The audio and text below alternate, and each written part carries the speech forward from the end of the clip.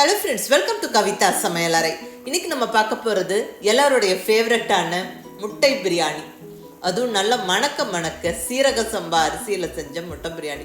செம்ம ஃப்ளேவர்ஃபுல்லாக செம்ம டேஸ்ட்டாக இருக்குங்க. இது ஒரு அருமையான ஒன் பாட் மீல். டக்குனு குவிக்காக பண்ணிடலாம், எல்லாரும் என்ஜாய் பண்ணி சாப்பிடுவாங்க. வீக்கெண்ட்ஸில், ஸ்பெஷல் அக்கேஷன்ஸில், இல்லை லஞ்ச் பாக்ஸுக்கு கொடுத்து அனுப்புறக்கும் இது ஒரு குவிக் அண்ட் டிஷ்ஷாக செய்யக்கூடிய ஒரு ரெசிபிங்க. ரொம்ப டேஸ்ட்டாக இருக்கும். ஈவன் புதுசாக சமைக்க பழகிறவங்க கூட ஜம்முன்னு செஞ்சு அசத்திடலாம். வாங்க ரெசிபி எப்படின்னு பார்க்கலாம். ஃபஸ்ட்டு ஸ்டெப்பாக நம்ம ரைஸ் அளந்து ஊற வச்சிடலாங்க. இங்கே ஒரு 2 கப் அளவுக்கு சீரக சம்பா ரைஸ் எடுத்துக்கிறேன். நம்ம பாசுமதி ரைஸ்லையும் பண்ணலாங்க. அந்த ரெசிபி ஆல்ரெடி நான் அப்லோட் பண்ணிட்டேன். நிறையா பேர் அதை செஞ்சு பார்த்துட்டு ரொம்ப நல்லா இருக்கிறதா ஃபீட்பேக் கொடுத்துருக்குறீங்க, நன்றி. ஆனால் இன்னைக்கு ஸ்பெஷலாக நம்ம சீரக சம்பா ரைஸில் பண்ணுறோம். இங்கே கோயம்புத்தூர் சைடு சீரக சம்பா பிரியாணி தான் எல்லாரோடைய ஃபேவரெட்டு. ஏன்னா இதில் எக்ஸ்ட்ரா ஃப்ளேவர்ஸ் இருக்கும். அப்புறம் ஃப்ரெஷ்ஷாக மசாலாவும் அரைச்சி பிரியாணி செய்கிறோம். செம்ம டேஸ்ட்டாக செம்ம வாசனையாக இருக்குங்க. நீங்கள் ட்ரை பண்ணி பாருங்கள்.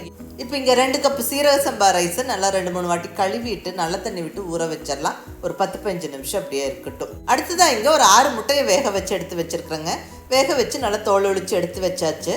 இப்போ இதை லைட்டாக இப்படி கீறி வச்சுருவோம். அப்போ தான் அந்த மசாலா எல்லாம் நல்லா உள்ளே இறங்கும். எல்லா முட்டையும் இப்படி லைட்டாக அப்படி ஒரு ஸ்லெட்டு போட்டு விட்டுருவோம்.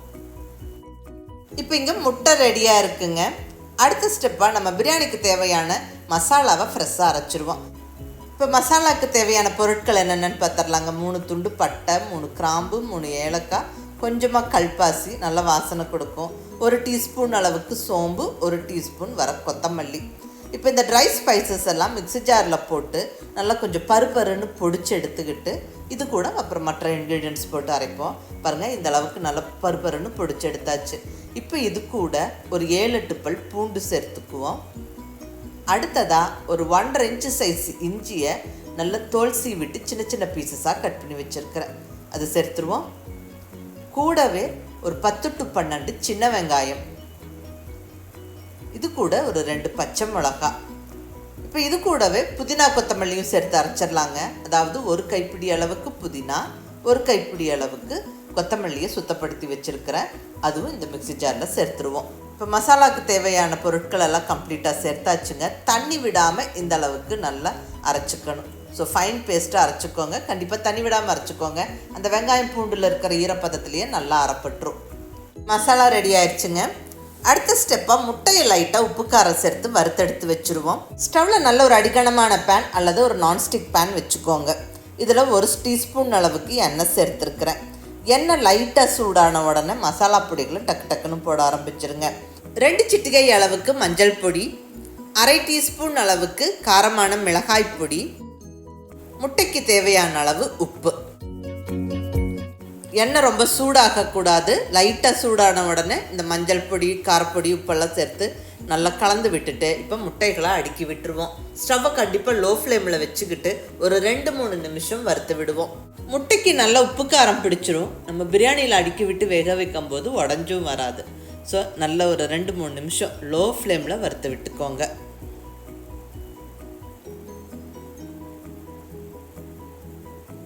அவ்வளோதாங்க, முட்டை ரெடி ஆகிடுச்சு. இதை எடுத்து ஓரமாக வச்சுருவோம்.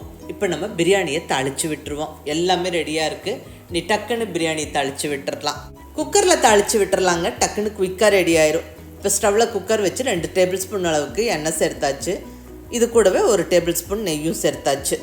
இந்த எண்ணெய் நெய்யெல்லாம் நல்லா சூடானதுக்கப்புறம் இப்போ ஹோல் கரம் மசாலா ஸ்பைசஸ் சேர்த்து நல்லா பொரிய விட்டுறலாம்.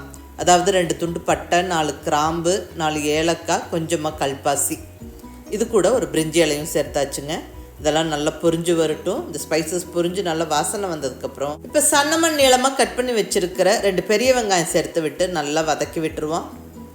வெங்காயம் நல்லா கலர் மாறுற வரைக்கும் வதங்கணும்.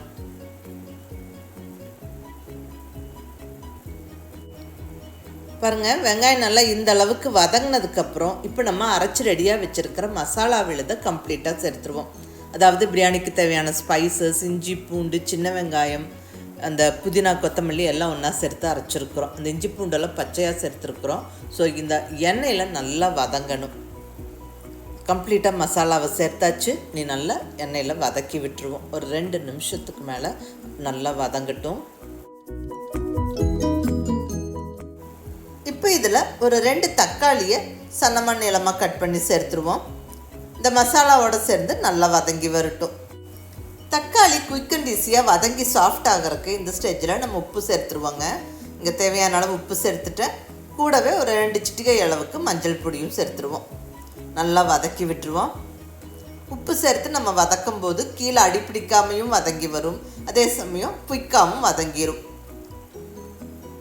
நல்லா ஒரு ஃபியூ செகண்ட்ஸ் வதக்கி விட்டுட்டு நம்ம இந்த குக்கரை மூடி வச்சிடலாம். ஸ்டவ்வை கண்டிப்பாக மீடியம் ஃப்ளேமில் வச்சுருவோம். அப்போ தான் மசாலா அடிப்பிடிக்காமல் வதங்கி வரும். ஒரு 2 நிமிஷம் கழித்து ஓப்பன் பண்ணி நல்லா கலந்து விட்டுருவோம். தக்காளி நல்லா சாஃப்டானது தெரியுது பாருங்கள். தக்காளி நல்லா வதங்கிருச்சு, நல்லா சாஃப்ட் ஆகிடுச்சு. இப்போ இந்த ஸ்டேஜில் ஒரு 2 டேபிள் ஸ்பூனுக்கு மேலே தயிர் சேர்த்துப்போம்.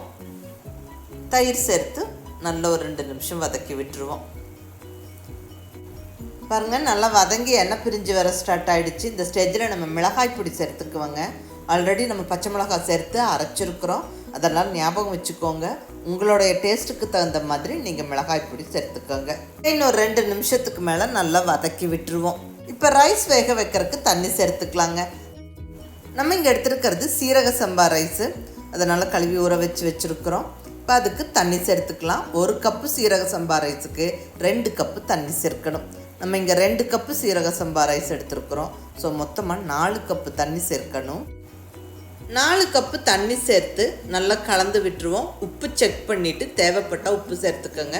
நான் இன்னும் கூட கொஞ்சம் உப்பு சேர்த்துட்டேன். நல்லா ஒரு வாட்டி கலந்து விட்டுடலாம். தண்ணி நல்லா கொதிச்சதுக்கப்புறம் ரைஸ் சேர்த்துக்கலாங்க. பாருங்கள், தண்ணி நல்லா கொதிக்க ஸ்டார்ட் ஆகிடுச்சு. இப்போ நம்ம ஊற வச்சு ரெடியாக வச்சுருக்கிற ரைஸை கம்ப்ளீட்டாக சேர்த்துருவோம். ரைஸ் கம்ப்ளீட்டாக சேர்த்து விட்டுட்டு நல்லா கலந்து விட்டு குக்கர் மூடியை எடுத்து மேலே வச்சு விட்டுருவோம். டைட்டாக க்ளோஸ் பண்ணி இப்போ வெயிட்டெல்லாம் வைக்க வேண்டாம், ஜஸ்ட் மேலே வச்சு விட்டுருங்க. ஒரு 5 நிமிஷம் அப்படியே இருக்கட்டும். இப்போ 5 நிமிஷம் கழித்து ஓப்பன் பண்ணுறோம். பாருங்கள், அந்த தண்ணியும் அரிசியும் ஈக்குவல் ஆகிடுச்சு. ஆல்மோஸ்ட் அரிசி வெந்து வந்துருச்சு, ஒரு 60-70% வெந்துருச்சு. இதுக்கப்புறம் ஸ்டவ்வை கண்டிப்பாக லோ ஃப்ளேமில் வச்சுருங்க. பொடியான இருக்கிற கொஞ்சம் கொத்தமல்லி இலை தூவியாச்சு. மேலாலும் கொஞ்சம் ஒரு 1/2 டேபிள் ஸ்பூன் அளவுக்கு நெய் சேர்த்தாச்சு. இது நல்ல ஒரு டேஸ்ட்டை கொடுக்கும். அடுத்தது நம்ம வறுத்து ரெடியாக வச்சுருக்கிற அந்த முட்டைகளை மேலே அடுக்கி விட்டுருவோம். இப்படி அரிசி 3/4 பதம் வெந்ததுக்கப்புறம் நம்ம முட்டைகளை அடுக்கி விடுறோம். இப்படி முட்டைகளை அடுக்கி விட்டுட்டு இம்மீடியட்டாக நம்ம குக்கர் மூடியை போட்டு விட்டுருவோம். இப்போ டைட்டாக க்ளோஸ் பண்ணி வெயிட் வச்சு விட்டுட்டு ஒரு 10 நிமிஷம் லோ ஃப்ளேமில் விட்டுருவோம். கண்டிப்பாக ஸ்டவ் லோ ஃப்ளேமில் இருக்கணும், ஹை ஃப்ளேமில் இருக்கக்கூடாது. பாருங்கள், இந்த அளவுக்கு நல்லா லோ ஃப்ளேமில் விட்டுருங்க. 10 நிமிஷம் விசில் வந்தால் ஒரு விசில், இல்லைனா 10 நிமிஷத்தில் ஸ்டவ் ஆஃப் பண்ணிவிடுங்க. ஸ்டீம் ப்ரெஷரில் போனதுக்கப்புறம் இப்போ நம்ம குக்கரை ஓப்பன் பண்ணுறோம். வாவ், பர்ஃபெக்டாக பிரியாணி ரெடி ஆகிடுச்சுங்க. நல்ல கமகமன்னு வாசனையாக இருக்குது. அருமையாக ரைஸ் வெந்திருக்கு, நல்ல உதிரியாகவும் இருக்குங்க.